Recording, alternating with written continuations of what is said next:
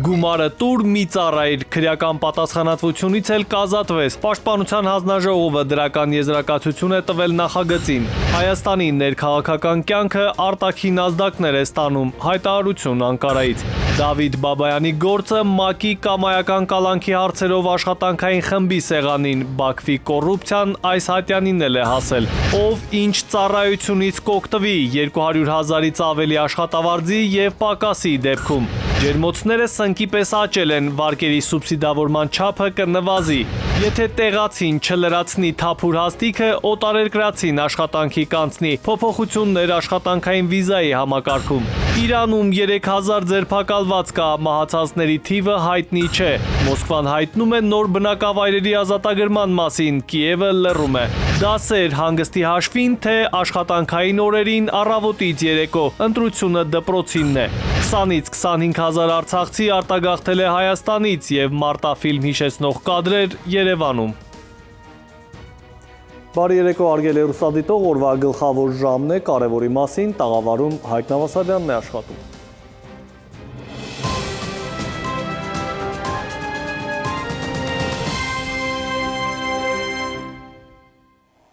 Եվ այսպես Հայաստանի ներքաղաքական կյանքը արտաքին ազդակներ է ստանում։ Մասնավորապես Թուրքիայից արտգործնախարարի մակարդակով հայտարարություն է հնչում սպասվող խորհրդարանական ընտրությունների վերաբերյալ, ինչը քաղաքական ու քաղաքագիտական դաշտում քննարկումների առիթ է դարձել։ Մինչդեռ Ազգային ժողովի նախագահ Ալեն Սիմոնյանը շնորհակալ է Հաքան Ֆիդանին, ավելին հայտարարությունն է ըստ նրա Հայաստանի ներքին գործերին միջամտելու պատրաստակամության ակնարկ չէր։ Թեմայի մասին Նաիրի Մուրադյանի ռեպորտաժը։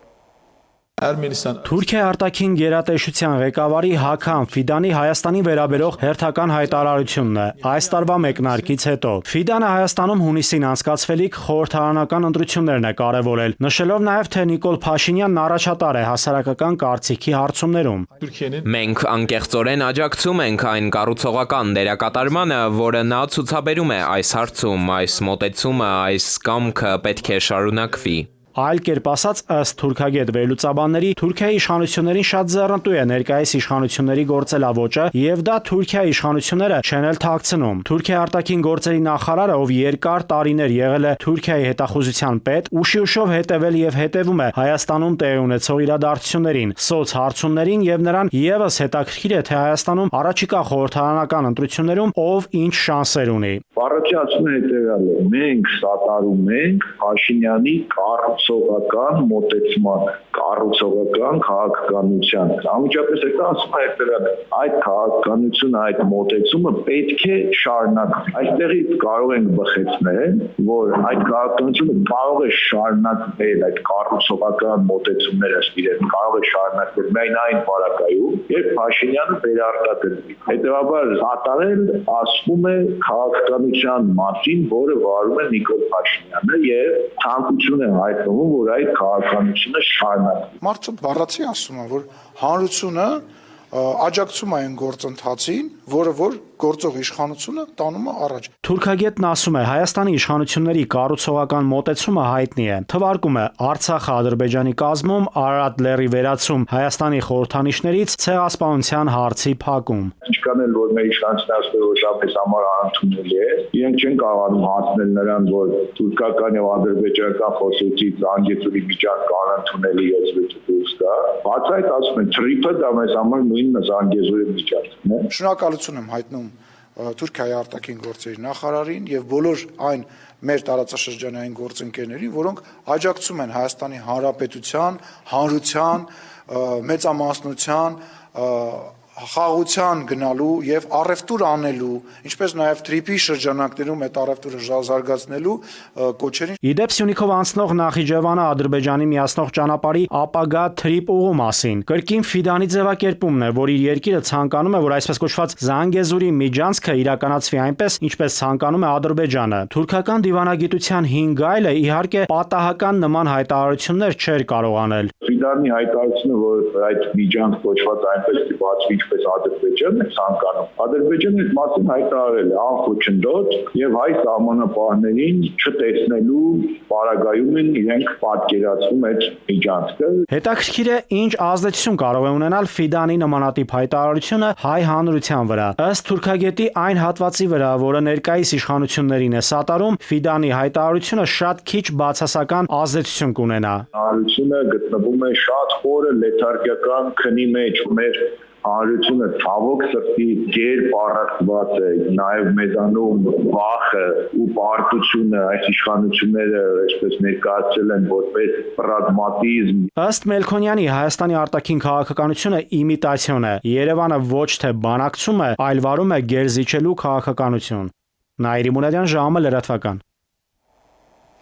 Եվ մինչև մեր հայրենակիցները վայելում են Բաքվից Երևան վերադարձած 4 գերիների ներկայությունը, իրավապաշտպանները ուղիներ են մշակում գերեվարված մյուս հայերի հայրենիք վերադարձի ուղղությամբ։ Այսպես, Արցախի նախկին արտգործնախարար Դավիթ Բաբայանի գործը հայ իրավապաշտպանները հասցրել են ՄԱԿ-ի կամայական կալանքի հարցերով աշխատանքային խմբի սեղանին, ինչը ոչ միայն իրավական, այլև քաղաքական նշանակություն ունի։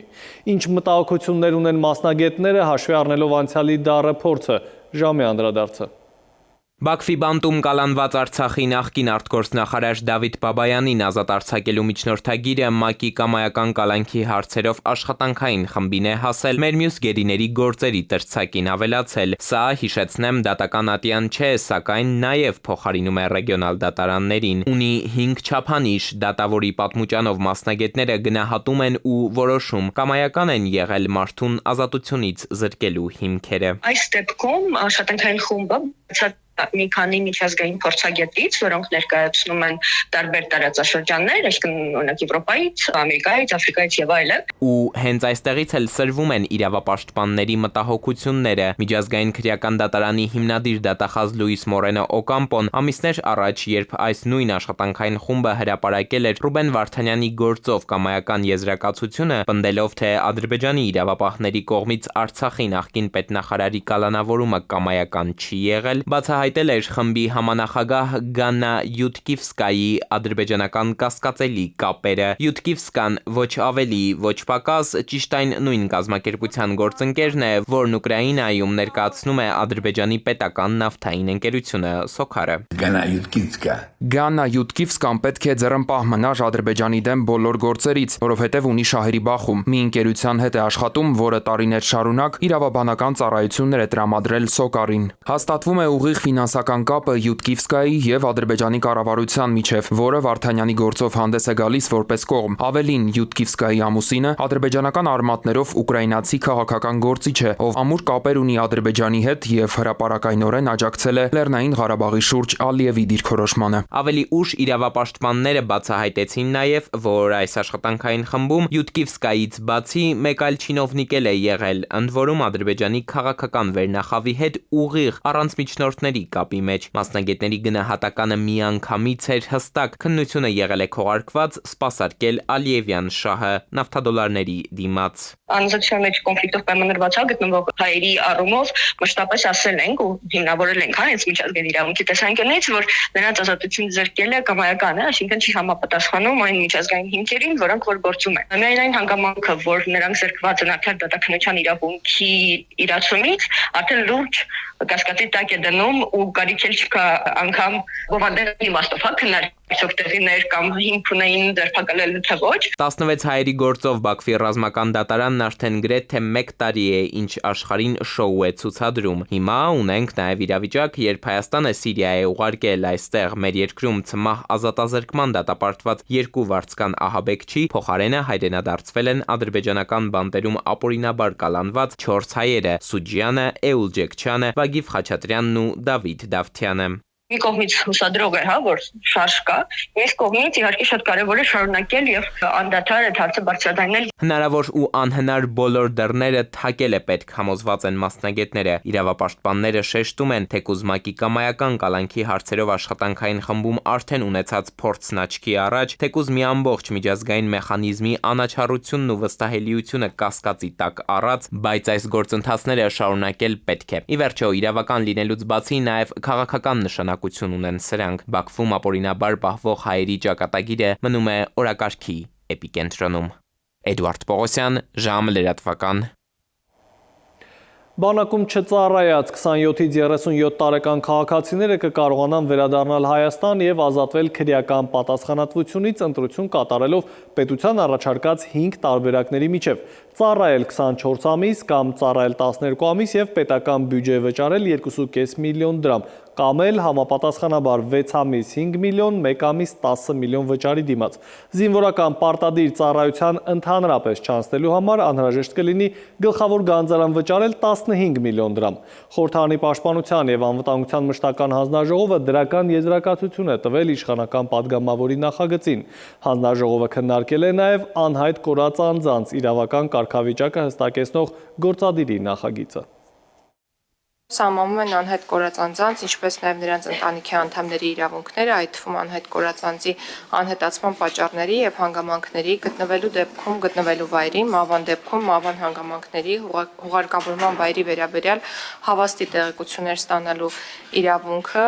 մարմինը մասունքները ստանալու իրավունքը եւ այլն։ Հնարավոր է արդյոք ինչ-որ փոփոխությամբ խիստ կանոնակարգվի, այսինքն պարտավորված լինի լիազոր մարմինը, մարմնի ներկայացուցիչը պարբերական դրությամբ հարազատների հետ շփում ունենալ։ Այդ տվյալները հասանելի են համապատասխան դիմումի հիման վրա անհայտ կորած անձի ընտանիքի անդամի։ Առջևում թողարկման երկրորդ հատվածն է, կվերադառնանք րոպեներանց։ Ով ինչ ծառայությունից կօգտվի 200,000-ից ավելի աշխատավարձի եւ պակասի դեպքում։ Ջերմոցները սնկի պես աճել են, վարկերի սուբսիդավորման չափը կնվազի։ Եթե տեղացին չլրացնի թափուր հաստիքը, օտարերկրացին աշխատանքի կանցնի, փոփոխություններ աշխատանքային վիզայի համակարգում։ Իրանում 3000 ձերբակալված կա, մահացածների թիվը հայտնի չէ։ Մոսկվան հայտնում է նոր բնակավայրերի ազատագրման մասին, Կիևը լռում է։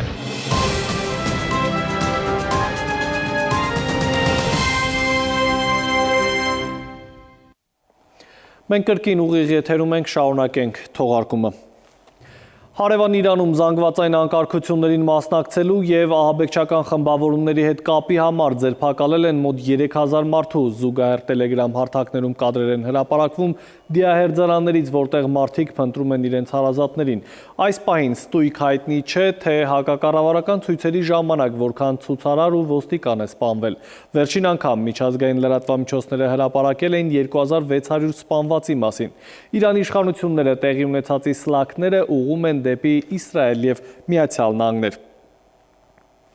Իսկ ՄԱԿ-ում ԱՄՆ դեսպան Մայք Ուոլցը անվտանգության խորհրդի նիստին հերքել է Իրանի մեղադրանքները, թե բողոքի ցույցերը օտարերկրյա դավադրություն են, որն ուղղված է ռազմական գործողությունների նախապատրաստմանը։ Դիվանագետը միևնույն ժամանակ շեշտել է, որ Վաշինգտոնն աջակցում է Իրանի խիզախ ժողովրդին, իսկ նախագահ Դոնալդ Թրամփը դիտարկում է բոլոր տարբերակները կոտորածը դադարեցնելու համար։ Ի պատասխան այս հայտարարության ՄԱԿ-ում Իրանի փոխդեսպանն արձագանքել է, որ Թեհրանը չի ձգտում սրման կամ առճակատման եւ մեղադրել է Միացյալ Նահանգներին ստի, խեղաթյուրման եւ փաստերի միտումնավոր ապատեղեկատվության մեջ։ Նա շեշտել է, որ ագրեսիայի ցանկացած գործողության ուղղակի կամ անուղղակի կտրվի վճռական, համաչափ եւ օրինական պատասխան։ Իրանի նկատմամբ ԱՄՆ նախագահ Դոնալդ Թրամփի հռետորաբանության սրման ֆոնին Սպիտակ տունը մեծացնում է իր ռազմական ներկայությունը Մերձավոր Արևելքում։ The New York Times-ը գրում է, որ հարավչինական ծովում տեղակայված USS Abraham Lincoln ավիակիրը եւ դրան ուղեկցող մյուս նավերը տեղափոխվում են տարածաշրջան։ Այն կտևի մոտ 1 շաբաթ, առաքվում է նաև լրացուցիչ զենք եւ ռազմական տեխնիկա, սակայն Պենտագոնը դեռևս պաշտոնապես չի հստակեցրել ավիակիր խմբի տեղափոխման մասին լուրերը։ Ռուսաստանի Դաշնության նախագահ Վլադիմիր Պուտինը Իսրայելի վարչապետ Բենյամին Նեթանյահուի հետ հեռախոսազրույցում քննարկել է Մերձավոր Արևելքում եւ Իրանում տիրող իրավիճակը։ Ըստ Կրեմլի տարածած հաղորդագրության Պուտինը հայտնել է իր պատրաստակամությունը շարունակել միջնորդական ջանքերը եւ խթանել կառուցողական երկխոսությունը բոլոր շահագրգիռ պետությունների մասնակցությամբ։ Կողմերը համաձայնել են շարունակել շփումները տարբեր մակարդակներում։ Մոսկվան հաղորդում է ռազմական նոր հաջողությունների մասին, ըստ Ռուսաստանի պաշտպանության նախարարության հաղորդագրության վերջին 24 ժամվա ընթացքում Ուկրաինայի արևելքում ռուսական ստորաբաժանումներին հաջողվել է գրավել Դոնեցկի մարզի Զակոտնոյե և Զապորոժիեի մարզի Ժովտնյոյե բնակավայրերը։ Ռուսաստանի ռազմական գերատեսչությունը նաև պնդում է, որ այս շաբաթվա սկզբին զորքերի հյուսիս խմբավորումը կարողացել է առաջխաղացում ապահովել Սումիի մարզում գրավելով Կոմարովկա գյուղը։ Ուկրաինական կողմը ռուսական առաջխաղացման մասին տեղեկությունները առայժմ չի մեկնաբանում։ Եվ կրկին Հայաստան գործարար Սամվել Կարապետյանին կրկին կտեղափոխեն ազգային անվտանգության ծառայության մեկուսարան։ Վերաքննիչ հակակոռուպցիոն դատարանը այսօր բեկանել է առաջին ատյանի դատարանի որոշումը, որով Կարապետյանի նկատմամբ տնային կալանք և գրավեր կիրառվել դեկտեմբերի 30-ին։ Սամվել Կարապետյանի նկատմամբ որպես խափանման միջոց կիրառվել է կալանքը 2 ամիս ժամկետով, հայտնում են հակակոռուպցիոն դատարանից։ Երկրորդ շաբաթն է, մեր երկրում գործում է առողջության պարտադիր ապահովագրության համակարգը։ Ոլորտային նախարարությունը հայտնում է, որ արդեն 40,000-ից ավելի քաղաքացի է օգտվել ծառայությունից, բայց այսօր էլ հարցերը շատ են, թե ում համար ինչ մեխանիզմ է գործում ապահովագրվելիս կամ որ ծառայություններն են ներառվել փաթեթում։ Ծրագրի մանրամասները ժամի տեսանյութում։ Սոցիալական փաթեթի այն շահառուները, որոնց աշխատավարձը 200,001 դրամ է եւ ավելի, առաջին փուլով 2026 թվականի հունվարի 1-ից ներառվել են ապահովագրական համակարգում։ Նրանց ապահովագրավճարները փոխհատուցվում է զինապահ հիմնադրամին հատկացվող 5,500 դրամից, ապահովագրության հիմնադրամին ուղղված 4,500 դրամով։ Միաժամանակ նրանք կարող են իրենց սոցփաթեթի գումարը 72,000 դրամը եւս ուղղել ապահովագրավճարին, ամսական 6,000 դրամ, մեկ անգամյա դիմում գրելով գործատուին։ Եթե դու ուզում ես այդ գումարը ստանալ կամ օգտագործել, պարտադիր չի, որ դու անցնես այդ քո կանխարգելիչ բուժօգնությունը։ Այսինքն դա եւս ոնց որ համակարգի ճկունությունն է, որ դա սոցփաթեթի շահառուն է որոշում արդյոք նա ուզում է անցնել, թե չանցնել։ Այսինքն չենք պարտադրում դու անցի պարտադիր կանխարգելիչ այդ բուժձնումը, որպեսզի ստանաս գումար։ Եթե ցանկանում ես կարող ես անցնել, եթե չէ, առանց դրա արկայությանն էլ բանկերը տեղեկացված են, որ գումարը տրամադրեն արդեն շահառուներին։ Իսկ սոցփաթեթի այն շահառուները, որոնց աշխատավարձը 200,000 դրամից պակաս է, կշարունակեն սպասարկվել սոցիալական փաթեթի ծառայությունների շրջանակում առողջության համընդհանուր ապահովագրության հիմնադրամի միջոցով առողջության առաջնային պահպանման օղակի բժշկի ուղեգրմամբ։ Նոր կարգավորումները նաև հնարավորություն են տալիս սոցփաթեթի շահառուներին սեփական միջոցներով վճարել իրենց փոխկապակցված անձանց, ծնողների, ամուսնու կամ զավակի ապահովագրավճարը։ Կանխիկացման համար այո, այլևս պետք չի բուժման տեղեկանք, բայց կանխիկացման կանոնները մնացել են նույնը։ Այսինքն կանխիկացնել կարող են նրանք, ովքեր կուտակայինի մասնակից են կամ եւս երկու պայման կա, որի պարագայում նոր հնարավոր է գումարը կանխիկացնել։ Բայց այդ դեպքերի համար այո, իրեն կարող են մոտենալ եւ կանխիկացնել։ Իդեպ կանխիկացման չափի հարցնել է շատ հաճախ մեզ տրվում, որքան կարող են կանխիկացնել, պայմանական տարիներ շարունակ չեն օգտագործել իրենց հաշվին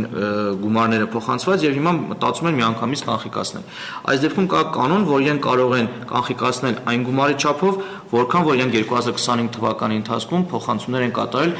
կուտակային կենսաթոշակային հիմնադրամին։ Յուրաքանչյուր տարվա ապարտից հետո շահառուն իր սոցփաթեթի հաշվում ընթացիկ տարվա հունվարի 1-ի դրությամբ արկամիջոցները կարող է կանխիկացնել, նաև հաշվի առնելով նախորդ տարվա համար ապահովագրության հիմնադրամին փոխանցված ապահովագրավճարների ընդհանուր չափը։ Ըստ զբաղվածության վարչության պետի հրապարակած տվյալների սոցփաթեթի շահառուների փաստացի թիվը շուրջ 130,000 է։ Հիմնական շահառուներն են պետական հաստատությունների, գերատեսչությունների ներկայացուցիչները։ Սոցփաթեթի շահառուները իրենց ապահովագրավճարները կարող են ծախսել 8 հիմնական ուղղությամբ՝ հանգստի ապահովման, ուսման վճարի փոխհատուցման, հիպոթեկային վարկի մարման, ստոմատոլոգիական ծառայությունների, սպորտային կազմակերպությունների, պետական սուբսիդավորմամբ ուսանողական վարկի մարման համար։ Քնարիկ Պետրոսյան, ժամը լրատվական։ Հայաստանում ներդրվում է աշխատանքային վիզա, գործադիրը ֆիքսել է, որ վերջին տարիներին առաջացել է աշխատանքային միգրացիոն հոսք դեպի Հայաստան և դա արվել է այցելության վիզայով։ Խորհրդարանին ներկայացված օրենսդրական փաթեթով նաև փոփոխվելու է աշխատանքի հիմքով կացության տրամադրման մոդելը։ Հիմա գործատուն պարտավոր է իր ունեցած ազատ հաստիքը Հայաստանի գործազուրկ քաղաքացու միջոցով լրացնել։ Չհաջողելու դեպքում միայն թույլատրվում է աշխատանքի ընդունել օտարերկրացու։ Այս մեխանիզմը սակայն տարիներ շարունակ չի աշխատել ըստ այդմ, առաջարկում են կիրառել քվոտավորման համակարգ։ Կառավարությունը ամեն տարի սահմանելու է, թե քանի աշխատանքային միգրանտի կարիք ունի Հայաստանը եւ ըստ այդմ հենց այդքան կացության իրավունք է տրամադրվելու։ Շռայլությունն է, որ հավատանք, որ ինչ-որ բան կարգավորել են, ոչ մի բանը չի կարգավորել, որտեղ եթե երկրներից եկող բնակիչը անլեգալ Հայաստանում հայտնվում է, ընդհանրենք տուրիստականով, իրեն հայտնաբերելու, Հայաստանից արտաքսելու մեխանիզմները իրականում երբեք չեն աշխատելու։ Մարդը գալու է ոչ աշխատանքային վիզայով, մարդը գալու է մեզ բարեկամական, ընդհանրենք փոխադարձ վիզաների ընդունման թեմայից դուրս երկրներից։ Կառավարությունը գերակատարել է ջերմոցային տնտեսությունների աջակցության ծրագիրը եւ առաջիկայում էլ չի սուբսիդավորի այդ բիզնեսի վարկերը։ Հիմնականում բանջարեղենի արտադրության վրա կենտրոնացած հայ գործարարների հիմնական շուկան Ռուսաստանն է, եթե բացել Լարսի ճանապարհը։ Փակ լինելու դեպքում այս պահին այլընտրանք չկա, մասնագետների խորհուրդը լսել է Արմեն Աթալյանը։ Հայաստանում ջերմատնային տնտեսությունների քանակն ավելացել է։ Այս փաստը ֆիքսելու համար կառավարության հրապարակած վիճակագրական տվյալները պրպտելու կարիքը չկա։ Բավարար է դուրս գալ քաղաքից եւ պտտվել հարակից համայնքներով։ Հեկտարներով տարածքների վրա ջերմոցները սնկի պես աճել են։ Տարիներ առաջ կառավարությունը սկսեց ծրագիր, որի շրջանակում սուբսիդավորվում են ջերմատուն կառուցելուն հատկացվող վարկերի տոկոսների մի մասը։ Հիմա կառավարությունը ֆիքսել է, որ գերակատարվել է ծրագրով նախանշված ցուցանիշները։ Ըստ այդմ նվազեցվելու են փոխհատուցվող տոկոսների չափերը։ Երբ որ օրինակ 40 տարեկան է մարդը, օրինակ ինքը վերցնում է 13%-ով վարկ, 9 պետությունն է վճարում, ինքը մնացած 4-ը, բայց առաջին 1 տարին, այսպես ասած, այդ grace period-ն է, արտոնյալ ժամկետն է, երբ որ ինքը տոկոսադրույք չի վճարում։ Ուղղակի մի փոքր տոկոսային կետերը նվազեցնում են։ Շահառուները այն ժամանակ օրինակ 10%-ային կետով պետք է ստանային փոխհատուցում, հիմա ստանալու են 8 կամ 9%-ային կետով։ Ենթադրվում է, որ ջերմատների միջոցով ստացված պրոդուկտը կբավարարի ներքին պահանջարկին եւ կդառնա Հայաստանից արտահանման կարևոր բաղադրիչներից մեկը։ Արտահանումն էլ հիմնականում իրականացվում է վաղուց գծված ուղով դեպի Ռուսաստան։ Մոտ 30% ծաղկի արտահանումն է Հայաստանից աճել, գալիքը այնպեսին է, որ շուկայի խնդիր չպետք է մենք ունենանք։ Պղպեղը շատ տարածված է, պղպեղի ջերմատները եւ 39 ամբողջ մի փոքր մոտ 40% մեկ տարվա ընթացքում այստեղ ենք աճ արձանագրվել։ Երրորդ ուղղությունը դա որ էլի բավականին ուրեմն տարածված է, դա կանաչեղենը է։ Շուկայի խնդիր տեղական ջերմատնային արտադրանքը չունի, երբ բացել Լարսի անցակետը կամ երբ ռուսական համապատասխան մարմինները մեր գյուղմթերքում ֆիտոսանիտարիայի հետ կապված նորմերի խախտումներ չեն հայտնաբերում։ Նախորդ տարին հենց նման խնդիրների առաջ էին կանգնել ծաղիկ արտադրողները, որոնք բեռնատարներով փչացած ծաղիկ էին թափում ռուսական շուկայի փակ լինելու պատճառով։ Սրանից հետևություն, որ ավելացող ջերմատների արտադրանքը սպառելու համար պետք է այն ունենա ցածր ինքնարժեք եւ բարձր որակ։ Խոսքը արևմտյան շուկաներում արտադրողների հետ մրցակցության մասին է։ Իսկ դրա համար միայն ջերմատան կառուցումը սուբսիդավորելը բավարար չէ, նշում են մասնագետները։ Հայաստանը պետք է կարողանա մշակել սեփական կլիմային ու տեղանքին առավելագույնը հարմարեցված ջերմատներ։ Արդեն մի որակ ապահովես։ Դա համար մենք ենք անում, որ եկեք սարքենք ջերմատները լեռնային գոտիներում, որտեղ հողը ջուրը մաքուր է ու կարելի է օրգանիկ գյուղմթերք արտադրել։ Ջերմատնային բարձրորակ պրոդուկտ ստանալու համար անհրաժեշտ է նաև ունենալ սեփական տեղանքին հատուկ բարձր որակի սերմեր, որոնք դասի սպառողի համար կտարբերվեն մատչելի թուրքական կամ միջինասիական արտադրանքից։ Գիտական ինստիտուտը էլի հայտարարակ վիճակի մեջ է տարակերտի։ Մնացել է մի 4-5 հատ գիտնական։ Փող չեն տալիս, որ նա ջերմատունը կարողանա օգտագործի դեր ջերմատուն, որ կարողանա ասի թե ջերմատնային սերմեր ստանա։ Դրսի սորտեր են բերում Իսրայելից, Հոլանդիայից, որոնք համոփի, մաշին հաստ տրանսպորտաբիլն են։ Պետք չէ մոռանալ նաև բնական գազի մասին, որը ջերմատնային պրոդուկտների ինքնարժեքի առյուծի բաժինն է կազմում։ Այս համատեքստում մասնագետները խիստ կարևորում են այս ոլորտում պետության կողմից վերականգնվող էներգետիկայի կիրառման խթանումն ու տարածումը։ Արմեն Աթալյան, ժամը լրատվական։ Երրորդ նախագահ Սերժ Սարգսյանի անունով հերթական կեղծ օգտահաշիվն է բացվել WhatsApp հավելվածում։ Նախագահի անունից տարբեր մարդկանց ուղարկում են հաղորդագրություններ։ Երրորդ նախագահի գրասենյակն արդեն դիմել է համապատասխան մարմիններին, տեղեկացնելով զեղծարարության մասին եւ պահանջելով արգելափակել կեղծ օգտահաշիվը։ Քաղաքացիներին հորդորում են չպատասխանել նման հաղորդագրություններին եւ չտրամադրել անձնական տվյալներ։ Մեդիա փորձագետներն ասում են, նախագահների եւ բարձրաստիճան պետական պաշտոնյաների անուններով կեղծ օգտահաշիվների ստեղծումը պատահական չէ։ Նրանք բարձր հանրային վստահություն ունեցող դեմքեր են, որոնց անունից ուղարկված հաղորդագրությունները մարդկանց մոտ նվազեցնում են կասկածը եւ մեծացնում թակարդը ընկնելու հավանականությունը։ Նպատակները տարբեր են, սակայն ամենից հաճախ գումար շորթելու միտում ունեն։ Նպատակները այնքան շատ կարան ունեն, մարդու սևացնել, տեղեկատվություն կորզել, ստեղծում են X-Face WhatsApp, գրում են իր հետ կապակցված մարդկանց, անդրում դա մենակ քաղաքական ոլորտում չի, գլխավոր բժիշկ, ֆիլհարմոնիկի տնօրեն ու էլի ոլորտային մարդկանց են էլի գրում։ Ու ասում եմ, որ աղացեից քեզնով են հետաքրքրվել, այնտեղ Ադրբեջանից փող են քեզ վրա փոխանցել, հետո զանգում այ բրացի աշխատակից, ասում է շտապ այդ փողերը փոխանցեք հաշվին, փող կորզելու ձևա։ Եվս մեկ դադար կվերադառնանք րոպեներանց։ Դասեր հանգստի հաշվին, թե աշխատանքային օրերին առավոտից երեկո, ընտրությունը դպրոցինն է։ 20-ից 25 հազար արցախցի արտագաղթել է Հայաստանից և մարտաֆիլմ հիշեցնող կադրեր Երևանում։ Մեթեոաշխարհ ջերմաստիճանը կբարձրանա, ավելին հաջորդիվ։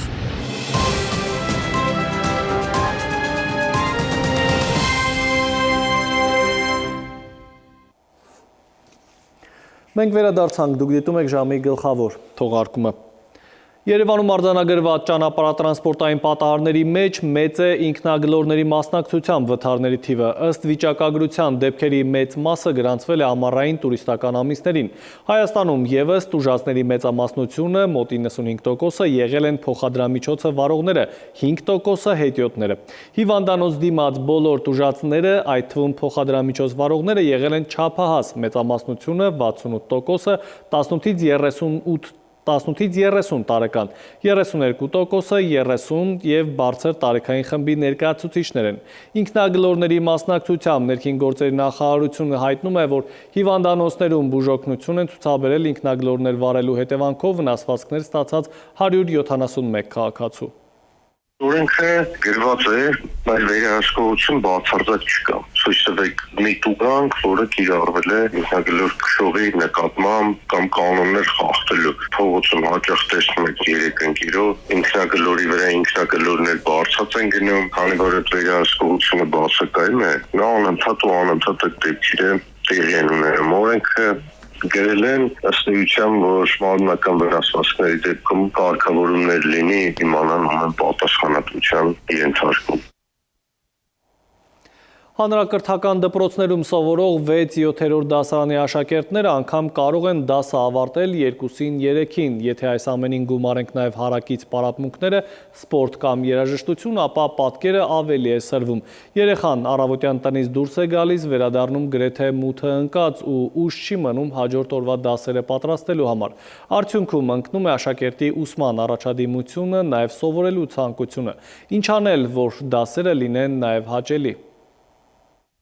Դպրոցները հնգորյա թե 6-օրյա ռեժիմով։ Յուրաքանչյուր դպրոց ինքն է ընտրում, որ տարբերակով աշխատել։ Բանն այն է, որ վերջին տարիներին կրթական ծրագրերի բարդացումն ու օնլայնումը, նախագծային ուսուցման ներդրումը, տարբեր խմբակների ավելացումը փաստացի փոխել են դպրոցի առօրյան, ինչը ըստ մասնագետների բացասաբար է անդրադառնում աշակերտների ծանրաբեռնվածության, առողջության ու հոգեբանության վրա։ Դասերը ձգվում են 7-ից 8 ժամ, ինչը նշանակում է, որ երեխաները հարկադրված են լինում դպրոցում մնալ մինչև ժամը 4-ը, որոշ դեպքերում նույնիսկ 5-ը։ Մասնագետների մի մասը համոզված է հնգորյա ուսումնական ռեժիմի պայմաններում ծրագրային այս ծավալը դժվար է արդյունավետ կազմակերպել, չվնասելով աշակերտին։ Հանգստի ժամանակ չեն ունենում, դասերը սովորելու, տնային առաջադրանքները կատարելու, նաև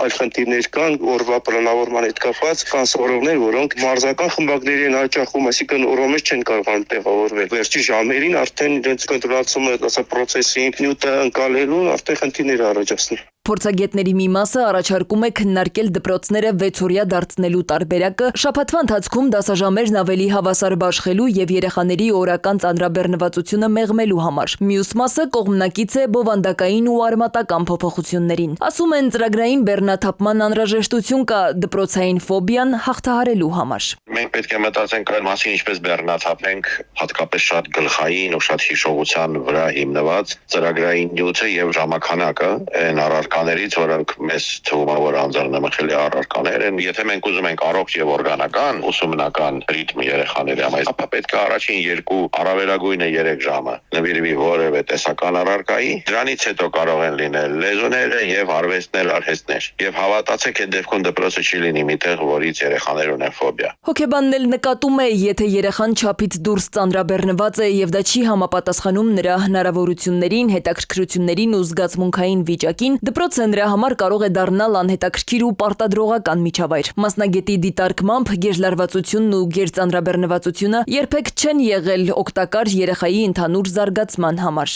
Եթե երեխան օրինակ համապատասխան ժամանակ չի ունենում նկարելու, երգելու, ուղակի հանգստանալու, ուղակի բակում լինելու կամ ունենալու ֆիզիկական ծանրաբեռնվածություն, ապա հավատացած եղեք, որ դա բերելի է նրան, որ դպրոցը լինի երեխայի չսիրած վայրը։ Շատ հետաքրքիր մարդիկ իրենց ոլորտում առաջատարներ եւ այլն, որ խոսում են իրենց անձնական կյանքի եւ այլնի մասին, դպրոցը հաճախ չեն հիշում որպես հետաքրքիր եւ ուրախ մի վայր։ Միջազգային փորձը կրթական համակարգի մեջ հորմոնալ եւ հոգեբանական գործոնները չի անտեսում։ Մենք հաճախ այստեղ կարիք ունենք բնությունից չկտրվելու։ Այս մոտեցումները ըստ մասնագետների կարող են նպաստել թե ուսման որակի բարձրացմանը, թե աշակերտների առողջության պահպանմանը, ստեղծելով ավելի հավասարակշռված ուսումնական միջավայր։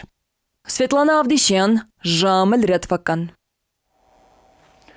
Արցախից տեղահանված Հայաստանում հաստատված մոտ 20-25 հազար արցախցի լքել է մայր հայրենիքը։ Սա ըստ Արցախի պետնախարարի պետական քաղաքականության արդյունքն է, բնակապահովման ծրագիրը չի լուծում տեղահանված արցախցիների կարիքները։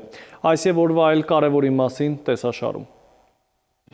Դոլարի փոխարժեքը դրամի նկատմամբ օր-օրի իջնում է։ Հունվարի 16-ին առևտրային բանկերը քաղաքացիներից դոլարը գնում էին 376-ից 377 դրամով, վաճառում 382-ով։ Դեկտեմբերի 17-ի 1 ամիս առաջ եղած ցուցանիշի համեմատ դոլարի կուրսը 4 դրամ նվազել է։ Դոլարի արժեզրկումն ու դրամի արժևորումն ըստ տնտեսագետ մասնագետների իր բացասական ազդեցությունն է թողնում հատկապես այն տնտեսվարողների վրա, որոնք եկամուտներ են ստանում դոլարային փոխարժեքով։ Հայաստանում տուժում են հատկապես արտահանողները, արտասահմանյան ընկերությունների հետ աշխատող ՏՏ ոլորտի ներկայացուցիչները, որոնք են փոխարժեքի նվազման պատճառները։ Տոնական օրերից առաջ կենտրոնական բանկ, առևտրային բանկերը էժան դոլար գնեցին շուկայից։ Հիմա ֆինանսական շուկայում ձևավորվել է արտարժույթի մեծ առաջարկ եւ բանկային համակարգը բախվել է արտարժույթի ավելցուկի հետ եւ բարձր կուրսով չի կարող դոլար վաճառել։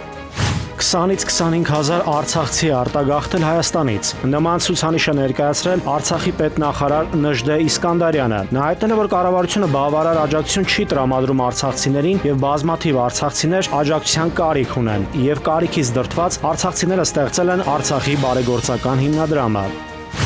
Քաղաքապետարանը ընդդիմադիր ավագանու անդամներին տեղեկություն է տրամադրել, որ ձյան տեղումներից հետո դեկտեմբերի 31-ից հունվարի 8 ընկած ժամանակահատվածում վնասվածքներով պայմանավորված քաղաքապետարանի ենթակայության տակ եղած բուժ հիմնարկներ են տեղափոխվել 117 տուժած, որոնցից 63-ը կենսաթոշակառու։ Ահազանգում են նաև Մալաթիա Սեբաստիայի բնակիչները, սառցապատեն դպրոցներ, առևտրի կենտրոններ ու շատ հաստատություններ տանող մայթեզրերը, բակային հատվածները։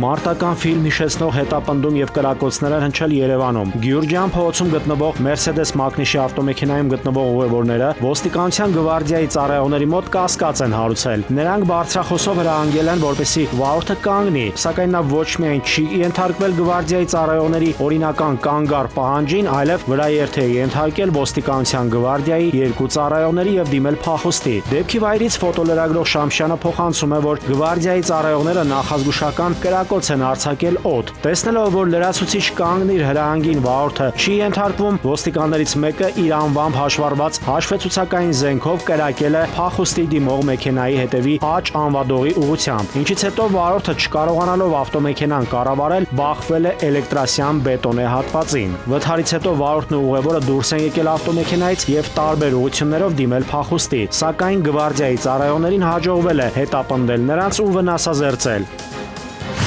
Էջմիածնի նախկին քաղաքապետ Դիանա Գասպարյանի գործով առաջին դատական նիստն էր։ Լրագրողների հարցին, ինչու նախկին քաղաքապետը կալանավորված չէ, Գասպարյանը հորդորել է դիմել նախաքննական մարմիններին, նշելով, որ իր հանդեպ ոչ մի կանխակալ վերաբերմունք չկա։ Հիշեցնենք, որ Դիանա Գասպարյանին մեղադրանքի առաջադրվել պաշտոնյական դիրքի չարաշահման եւ հողերի լվացման հոդվածներով։ Նաիրի Մուրադյան, ժամը լրատվական։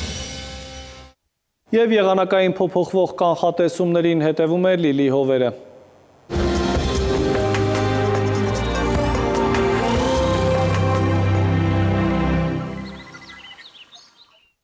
Բարերեկո եղանակի տեսության հովանավորն է Ֆերոսի ապրանքանիշը, իր հուսալիան վտանգ գերխնայող գազի կաթսաներով, դրանք պաշտոնապես ներկայացված են էքստերիեր խանութ սրահներում, Ֆերոսի եղանակ ստեղծող կաթսաներ, Մետեոաշխարհ նախ Հայաստան, մեր երկրի մեծ մասում շաբաթն ու կիրակին կանցնեն փոփոխական երկնքով, սպասվում են տեղումներ, ձյուն, ջերմաստիճանը գիշերը կբարձրանա 8-ից 10 նիշ, վաղը ցերեկը Շիրակում, Կոտայքում, Գեղարքունիքում, Արագածոտնի եւ Վայոց ձորի լեռնային գոտիներում կդիտվի 4-ից 8 աստիճան ցուրտ։ Վայոց ձորի եւ Արագածոտնի նախալեռներում կանխատեսվել է 0-ից 3 աստիճան ցուրտ, Լոռիում 1-ից 4 աստիճան ցուրտ։ Տավուշում, Արարատում, Արմավիրում կանխատեսվել է հարավելագույնը 2 աստիճան տաքություն։ Սյունիքի հովտային գոտիներում վաղը ցերեկը սպասվում է 0-ից 4 աստիճան տաքություն։ Սյունիքի նախալեռներում 0-ից 3 աստիճան ցուրտ։ Երևանում շաբաթն ու կիրակին կանցնեն տեղումներով։ Այս գիշեր սպասվում է 5-ից 7 աստիճան ցուրտ, ցերեկը 1 աստիճան ցրտից 1 աստիճան տաքություն, երեկոյան 1-ից 3 աստիճան ցուրտ։ Հարգելի հեռուստադիտող, այսքանով ավարտված է ժամի գլխավոր թողարկումը, խաղաղ հանգստյան օրեր եմ մաղթում։